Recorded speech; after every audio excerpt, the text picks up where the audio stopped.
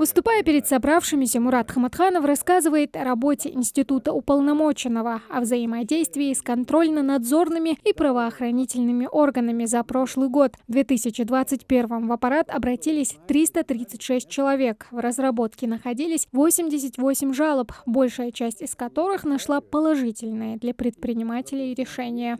Бизнес Ингушетии прошел большой путь от такой мелкой оптовой торговли. Вот я хорошо помню, когда я приехал из Грозного, 95-й год, что за бизнес был. Сегодня у нас крупные торговые центры, хорошие крупные предприятия, которыми может гордиться не только республика, но и страна может гордиться. Да?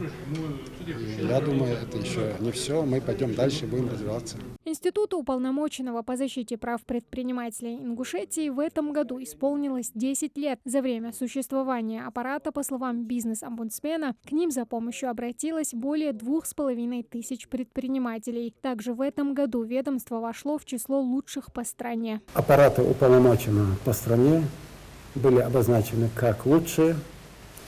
В их число попал наш аппарат уполномоченного по защите прав предпринимателей. Да. Это, конечно, было приятно. Это получилось в целом, потому что я работаю, всегда ощущал вашу поддержку, вашу помощь.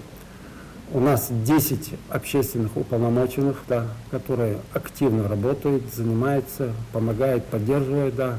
На сегодняшний день в Ингушетии зарегистрировано более 5000 предпринимателей, многие из которых стали своеобразными флагманами экономики региона. В их числе и Ахмед Келиков. Его фирма вот уже несколько лет подряд занимается поставкой медицинской техники и инструментов. Мы всегда встречаемся с уполномоченным по правам предпринимателей.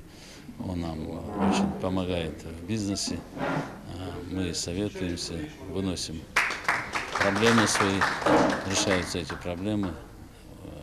Очень полезное мероприятие. Приятным дополнением встречи стало награждение юбилейными медалями 30 лет образования Ингушетии, отличившихся предпринимателей и работников аппарата.